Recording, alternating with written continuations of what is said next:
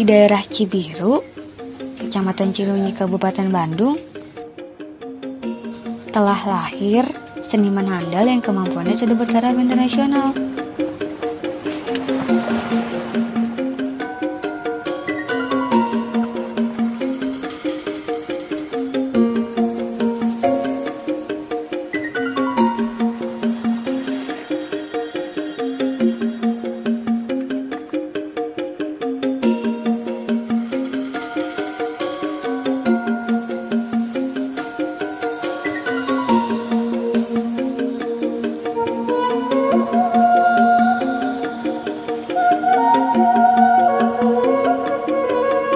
Dari desa Cibiru Wetan, seorang seniman telah banyak menghasilkan wayang-wayang yang punya ciri khas, yaitu ciri khas kecibiruan.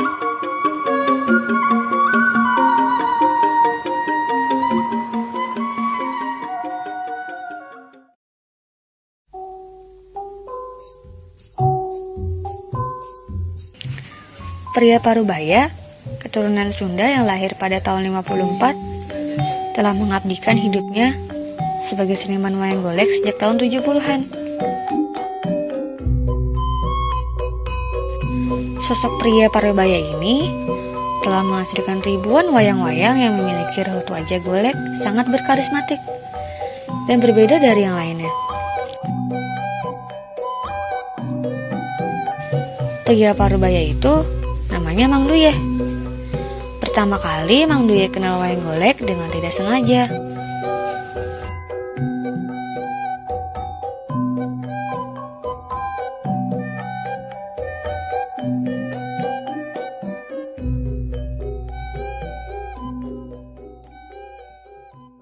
Ya, awal kenal wayang golek Mang Duyeh itu dari tahun 70-an ya. Tahun 70-an jadi iseng-iseng gitu ya, iseng-iseng itu bikin wayang golek. Kan lihat dari dulu gitu ya, kan banyak dalang dan akidiat seperti Mbah Sunaria, Pak Amung gitu ya waktu dulu. Nah dari situ Mang Duyeh itu, niat Mang Duyeh itu mau bikin wayang, meneruskan budaya-budaya Sunda atau budaya yang ada di Jawa Barat ya. Nah di situ harapan Mang gede atau besar ya. Harapan Mang di situ sampai Mang ikut bikin wayang ke Abah Supatma, yaitu tokoh pembikin wayang dari Cibiru. Dari tahun 1840, wayang golek diwariskan oleh Dalam Karanganyar. Dan di daerah Cibiru juga banyak pewaris-pewaris wayang golek seperti Ki Darman, Abah Arsip, Takin, dan yang terakhir ialah Mang Duyeh. Di dalam wayang golek itu sendiri juga mengandung 4 unsur budaya. Ini ya, kalau unsur budayanya atau seni budayanya itu yang ada di pengrajin itu wayang. Yang satu itu dinamakan itu wayang golek ya. Wayang golek itu ada seni, ada budayanya. Kalau seninya itu dinamakan kita itu bentuk. Kalau budayanya itu ada budayanya gitu ya. Itu si wayang itu kan bisa ngibing. Terus kalau seni ukirnya itu ukirannya. Nah di situ seni lukisnya itu kan masih sama itu ya. Seni lukisnya itu kan wayang itu dikasih warna. Kan di situ ada lukisannya gitu ya. Terus seni busana di situ ada kan, itu make kain, make manik-manik gitu ya. Jadi unsurnya di situ udah berapa macam gitu ya.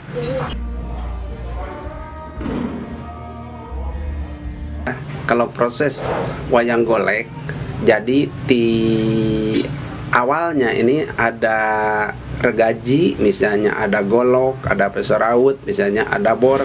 Ini contohnya itu ya, misalnya ini yang dinamakannya golok gitu ya, untuk pembentukan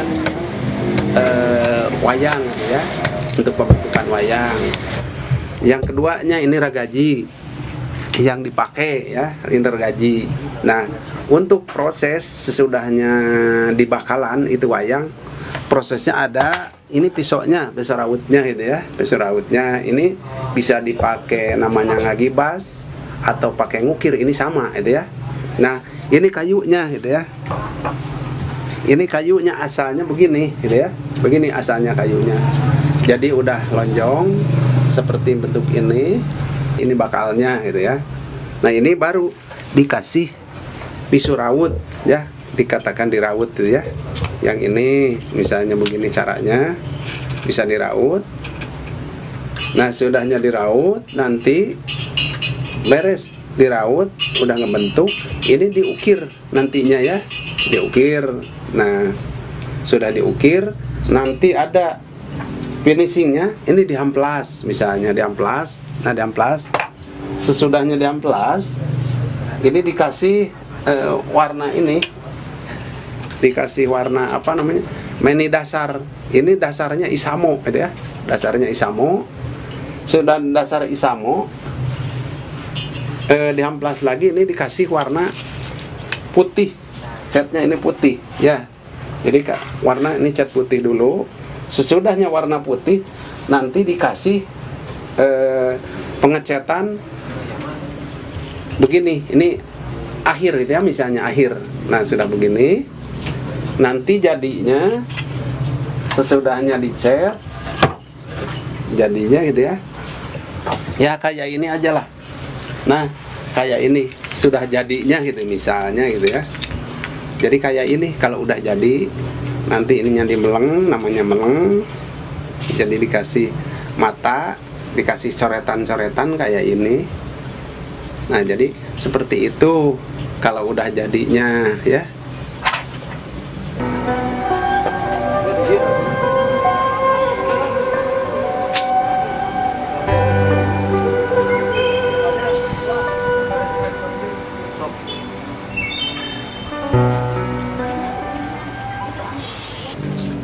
Nah, di situ Mang Duyeh di situ kan sakit ya.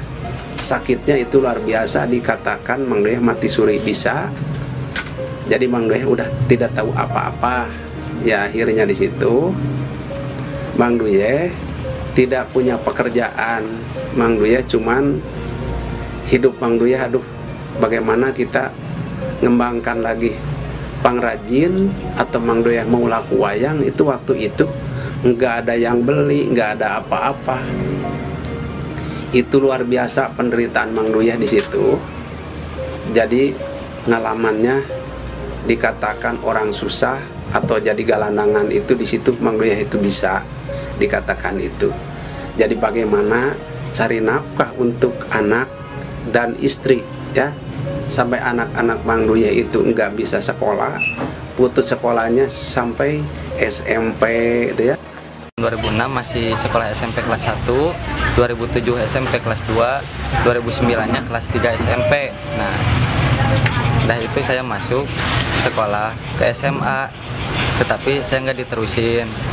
Nah, akhirnya saya udah kerja ke sana kemari, tapi tetap saya balik lagi sama pekerjaan orang tua, yang akhirnya sama saya terus dinikmati aja. Nah, sampai sekarang tahun 2014 sama tahun 2012, 2013 pengalaman yang sangat bernilai harganya, yaitu bikin wayang golek Gatot Kaca sama Pergiwa yang ukurannya 3,5 meter yang sekarang ada di Museum Jakarta, Indonesia. Sosok Mang Duyeh buat saya sebagai anaknya, ya alhamdulillah Mang Duyeh itu orangnya baik. Jadi baik bukan cuman dari saya doang, tapi dari banyak orang juga, banyak yang mengatakan Mang Duyeh itu baik. Terus orangnya juga tegas. Terus dia mempunyai jiwa sosial. Terus dia nggak terlalu maksa kalau mau apa-apa gitu kan. Jadi dia ngedidik anaknya itu benar-benar tegas. Ya insya Allah yang terasa sama saya juga itu ada buktinya, ada manfaatnya juga.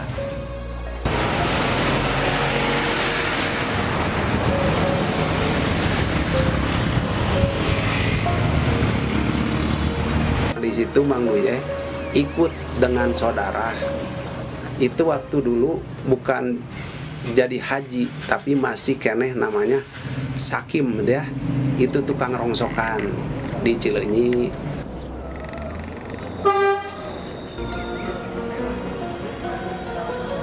Sekitar 2000 kurang lah, kurangan lah kalau selama itu. Memang dia ikut bisnis itulah, bisnis di masalah kesian, dia jual barang dan bersih langsung dijual sama saya, order ke pabrik gitu lah istilahnya. Iya, order ke pabrik, dia dapat informasi langsung ke saya, diinformasikan harga jadi deal, langsung saya yang menarik gitu. Tahun 2008 Mang Duye dari Cinunuk pindah lagi ke Cibiru ya, ke sini ya. 2008 itu Mang Duye belum ada kerjaan, cuman itu jualan rongsokan aja gitu ya. Bagaimana nasib kita, wayang gak laku.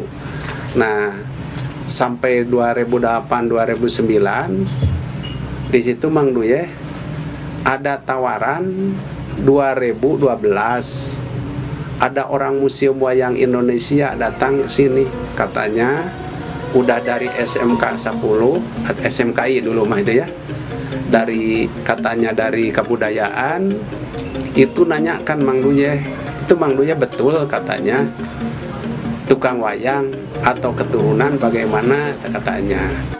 Semenjak kita datang ke rumahnya, ke bengkel Mang Duye pembuatan wayang golek, itu akhir 2011, kira-kira sekitar bulan 11.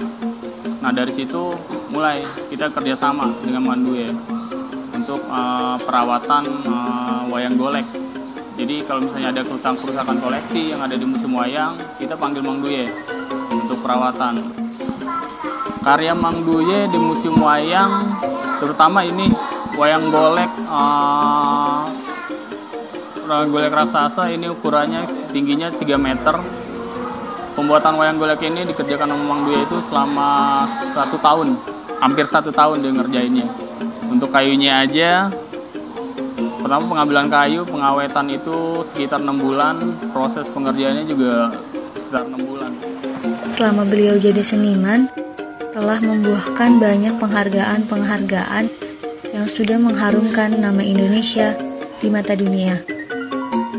Jadi kalau penghargaan dari tahun 80-an Mang Duye udah punya penghargaan dari Museum Jawa Barat ya, penghargaan dari Jakarta, penghargaan lagi dari Turki, penghargaan dari Jepang, terus ada lagi penghargaan dari kebudayaan Bandung, terus ada lagi penghargaan dari Jakarta, Pak Haryono Suryono tahun 96, dari Pak Haryono Suryono BKKBN.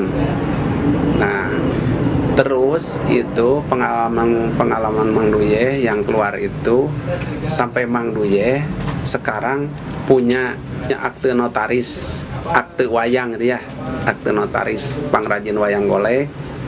Yang keduanya punya legalitas, yang ketiganya punya pajak gitu ya.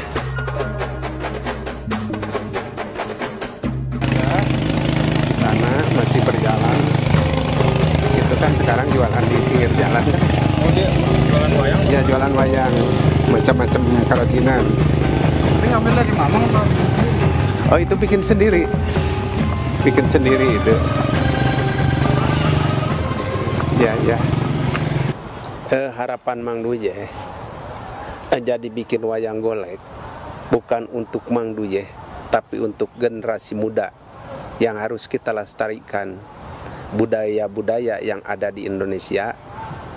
Mudah-mudahan atau adik-adik Mang Duye atau anak-anak Mang Duye, mudah-mudahan lebih bisa masyarakat kedalang-dalangkan itu yang maunya itu.